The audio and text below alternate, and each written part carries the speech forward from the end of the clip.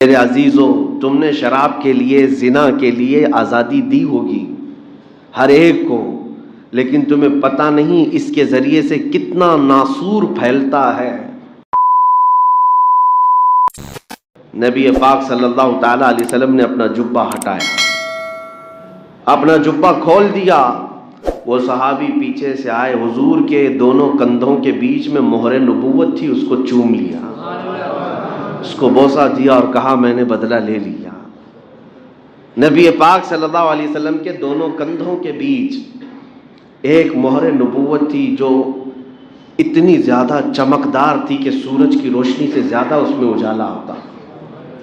یہ خاتم النبیین کی مہر تھی، حضور پاک صلی اللہ علیہ وسلم کی، اور وہ صحابی اس مہر نبوت کو دیکھنے کے لیے ہمیشہ بے چین رہتے۔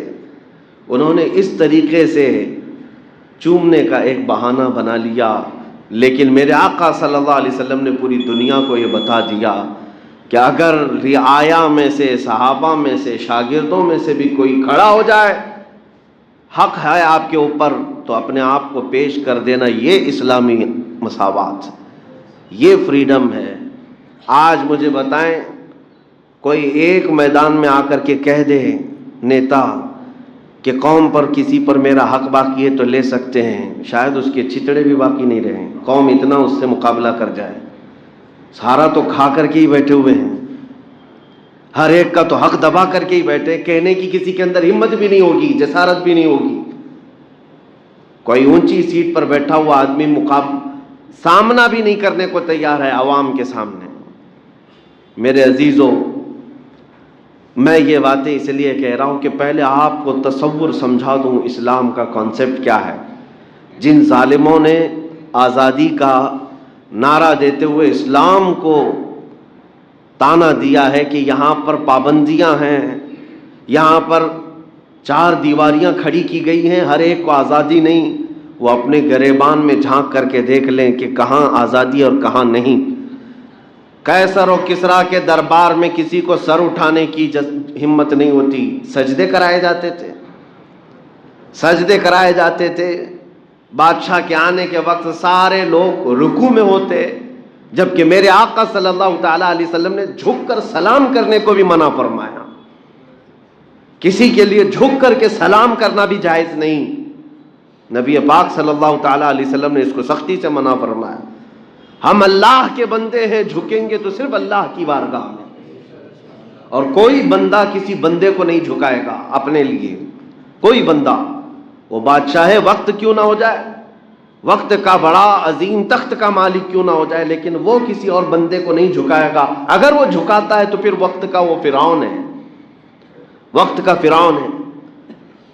آپ کو پتہ ہے سیدنا عمر ابن خطاب رضی اللہ تعالیٰ عنہ، جن کے رعب کا عالم یہ تھا کہ دور بیٹھے ہوئے بادشاہوں کی فوج میں لرزہ طاری ہوتا آپ کے نام سے، عمر ابن خطاب رضی اللہ تعالیٰ عنہ، لیکن وہ عمر جب مسجد نبوی میں مدینہ طیبہ میں منبر پر کھڑے ہیں اور عین خطبے کے وقت ایک صحابی رسول حضرت سلمان فارسی کھڑے ہوتے ہیں اور سوال پوچھ بیٹھتے ہیں کہ امیر المومنین، یہ جو آپ نے جبہ پہنا، یہ جو کپڑے پہنے ہیں، کیا یہ وہی مال غنیمت کا نہیں ہے جو جنگ سے ملنے کے بعد سب میں تقسیم ہوا تھا؟ آپ نے کہا ہاں وہی کپڑا ہے، جیسے سب کو تقسیم ہوا ویسے میرے حصے میں بھی آیا۔ حضرت سلمان فارسی نے سوال کیا، سب کے حصے میں جو آیا کسی کا لمبا جبہ نہیں بن پایا، آپ کا کیسے بن گیا؟ سب کا کپڑا اتنا تو نہیں ملا کہ پورا جبہ بن جائے، آپ کا کیسے بن گیا؟ ہے کسی کو پوچھنے کی ہمت آج؟ یہ فریڈم آف اسپیچ یا فریڈم آف ایکسپریشن جو اسلام نے دیا، لیکن گالی دے کر کے پوچھنے کا نہیں۔ اپنے اطمینان کے لیے، اپنے قلب کو مطمئن کرنے کے لیے اگر سوال کیا تو سیدنا عمر ابن خطاب نے یہ نہیں کہا کہ وقت کے خلیفہ سے تم ہوتے کون ہو پوچھنے والے، نہیں۔ حضرت عمر فاروق نے مسکرا کر کے کہا، اے صحابی رسول، میں بتاتا ہوں، مال غنیمت میں سے مجھے بھی حصہ ملا تھا، میرے بیٹے عبداللہ کو بھی ملا تھا۔ میرے بیٹے عبداللہ نے اپنا کپڑا نہیں سلایا، انہوں نے مجھے ہبہ کر دیا، میں نے دونوں ملا کر سلایا تو میرا جبہ بن گیا۔ یہ اسلامی عدل بھی ہے، یہ اسلامی فریڈم بھی ہے، آزادی ہے۔ میں اس خلیفہ وقت کی بات کر رہا ہوں جس کے راستہ گزرنے کے متعلق میرے آقا فرماتے ہیں جس راستے سے عمر گزرے شیطان نہیں گزرتا، شیطان نہیں آتا۔ اس عمر ابن خطاب رضی اللہ تعالیٰ عنہ نے جب قوم کو یہ آزادی دے رکھی تھی کہ کوئی سوال کر سکتا ہے، تو تم کون سے فریڈم کی بات کر رہے ہو؟ اب میں آپ کو بتاتا ہوں آزادی، مغرب کی آزادی کیا ہے، ویسٹرن کنٹریز کی آزادی، یہ جس آزادی اور فریڈم کا نعرہ لگا رہے ہیں، یہ حقیقت میں کیا ہے؟ یہ آزادی در حقیقت صرف اور صرف ایک کھوکھلا نعرہ ہے، اور حقیقت میں یہ ہے کہ انسان کو جانور سے بدتر بنانا ہے، اس کے اخلاق ختم کر دیے جائیں، اس کی روایات ختم کر دی جائیں۔ آزادی ایسی ہو کہ کوئی ننگا بھی گھومے اس کو کہا جائے گا یہ آزادی ہے، فریڈم ہے۔ عورتوں کو بہت ہی شارٹ لباس میں لایا جائے، کہا جائے آزادی ہے۔ جانوروں کی طرح شہوت کی مشین بنا دیا جائے عورت کو، آزادی ہے۔ ایک خاتون کو استعمال کرنے کی مشین بنا دیا، اور بھوکے بھیڑیے کی طرح لوگ اس کو دیکھتے رہتے ہیں کلبوں میں، اسٹیجوں پر، اور عورت ان کے سامنے تھرکتی رہتی ہے، ناچتی رہتی ہے۔ دنیا میں تصور تو یہی دیا جا رہا ہے کہ یہ پوش لوگ ہیں، یہ بہت ہی اعلیٰ اقدار اور اعلیٰ اخلاق والے لوگ ہیں، لیکن تمہیں پتہ نہیں ہے ایک بنت حوا کو، ایک حوا کی بیٹی کو کئی مردوں کے سامنے ننگا کر کے اس کی عزت کو ذلیل کر دیا۔ سوائے شہوت کی مشین کے وہ کیا بنی؟ جتنے لوگ اسے دیکھتے ہیں وہ اپنی شہوت کی تسکین کے لیے، اپنی نفسانی خواہشات کی تکمیل کے لیے، اس کے علاوہ کیا ہے؟ یہ آزادی ہے۔ آزادی ایسی، مغرب کی آزادی کہ سارے چیزوں کا اختیار انسانوں کو ہے، وہ جو چاہیں۔ دیکھیں میں آزادی کی ڈیفینیشن جو یہاں پر ہے اور وہاں پر دونوں بتاتا ہوں۔ اب اسلام کی جن باتوں کو لے کر کے اعتراض ہوتا ہے، شراب پینے پر کوڑے مارے جاتے ہیں، زنا کرنے پر سنسار کیا جاتا ہے، چوری کرنے پر ہاتھ کاٹا جاتا ہے، یہ بہت سخت ملک ہے، بہت سخت ہے۔ میرے عزیزو، تم نے شراب کے لیے، زنا کے لیے آزادی دی ہوگی ہر ایک کو، لیکن تمہیں پتہ نہیں اس کے ذریعے سے کتنا ناسور پھیلتا ہے معاشرے کے اندر۔ اسلام نے انسانوں کی بھلائی کے لیے روکا ہے۔ مجھے بتاؤ شراب کا لائسنس دینے والے، آپ پھر یہ لکھتے کیوں ہو کہ یہ ڈینجرس ہے ہیلتھ کے لیے؟ سگریٹ بیچتے ہو اور اس کے ڈبے پر لکھ کر کے بیچتے ہو کہ زیادہ طور پر اس کی وجہ سے کینسر ہو سکتا ہے، کیا یہ نہیں ہوتا؟ ہر سگریٹ کے پیک پر یہ لکھا جاتا ہے کہ اس کے ذریعے سے کینسر ہو سکتا ہے، اور بیچتے بھی ہو، لائسنس بھی دیتے ہو۔ یہی تو ان میں اور اسلام میں فرق ہے۔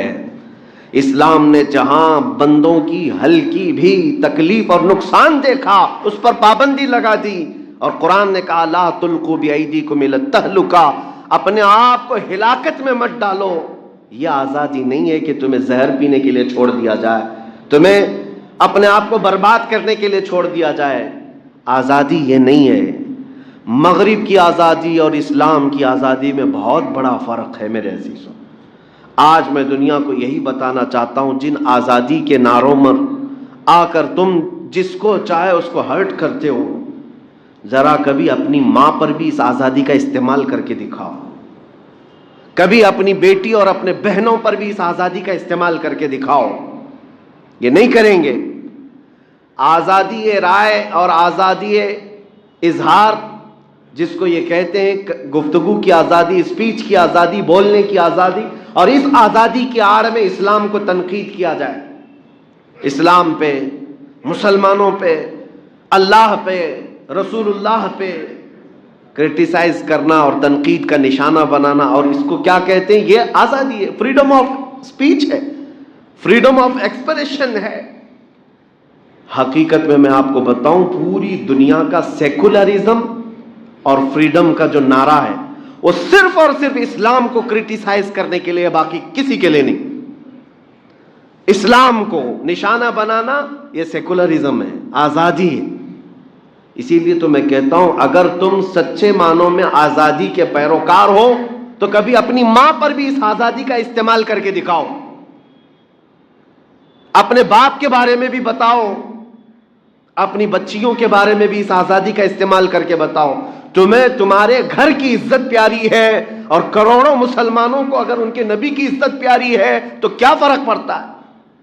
آج ہم جو دکھی ہیں اس ایسی آزادی کے خلاف ہیں۔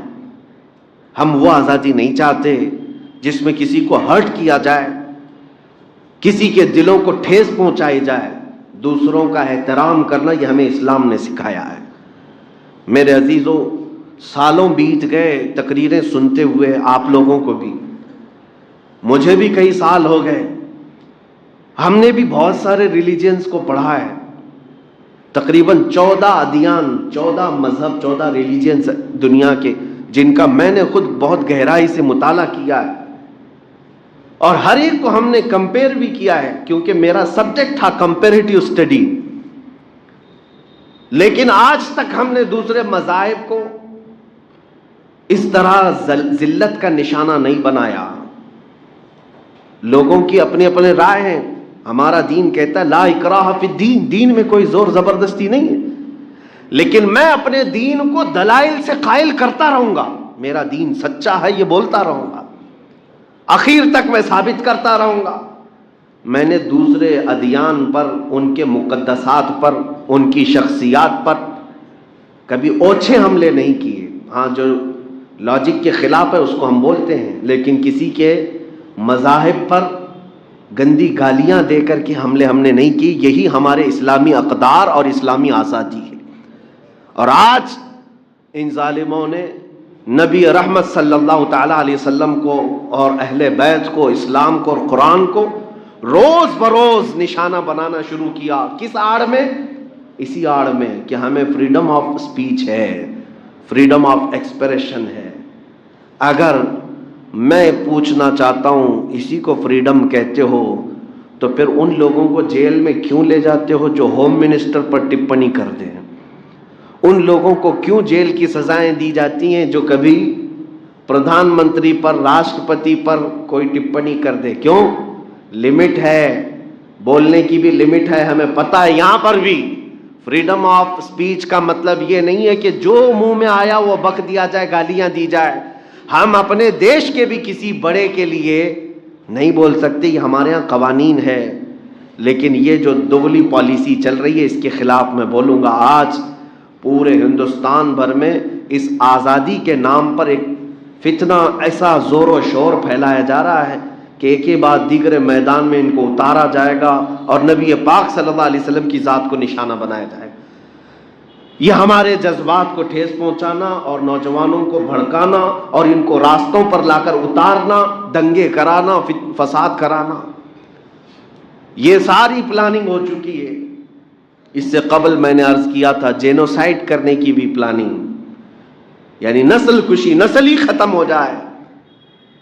آپ کو پتہ ہوگا افریقہ کا ایک علاقہ ایسا ہے، ریڈیو روانڈا جس کو کہتے ہیں، ایک بہت بڑا مشہور فتنہ ہوا تھا۔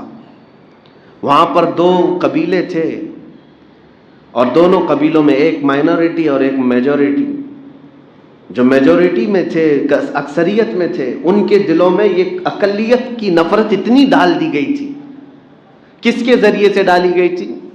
ایک ریڈیو چلتا تھا، اسی کو ریڈیو روانڈا کہا جا رہا ہے۔ ریڈیو میں روزانہ وہ جو مائنورٹی ہے ان کے خلاف بکواس بکواس بکواس اتنی کہ وہ جو میجورٹی کا طبقہ تھا وہ روز ریڈیو سن سن سن سن کر کے زہریلا بن گیا، اور جہاں یہ اقلیتی فرقے کو دیکھتے مارنے لگ جاتے تھے۔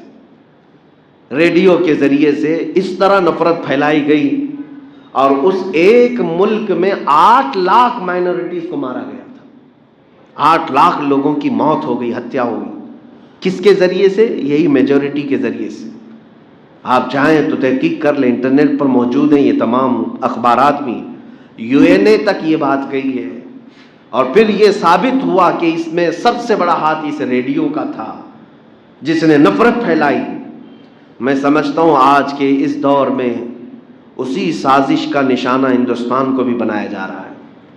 کثرت سے نفرت پھیلائی جائے مسلمانوں کے متعلق. یہاں مائنورٹی میں اور بھی لوگ ہیں، یہاں سکھ بھی ہیں، عیسائی بھی ہیں، یہ بھی مائنورٹی میں آتے ہیں. بودھ بھی ہیں، جین بھی ہیں، وہ بھی مائنورٹی میں ہیں. لیکن ان تمام مائنورٹیز کے اندر الپ سنکھیک جس کو کہتے ہیں، ان میں سب سے زیادہ مسلمانوں کے خلاف ایک زہر پھیلانا. اخبارات میں ان کے خلاف لکھو، ٹی وی ڈیبیٹس میں مکمل ان کے ہی مسائل کو چھیڑو، نیتاؤں کے ذریعے سے انہی کے بارے میں بولنے لگ جاؤ، اور ایک وقت ایسا بنا دیا جائے گا کہ عام نوجوان جو میجورٹی سے تعلق رکھتا ہے، اکثریتی فرقے سے، اس کا ذہن یہ بن جائے گا کہ ان لوگوں کو مارنا ثواب کا کام ہے، پنیہ کا کام ہے.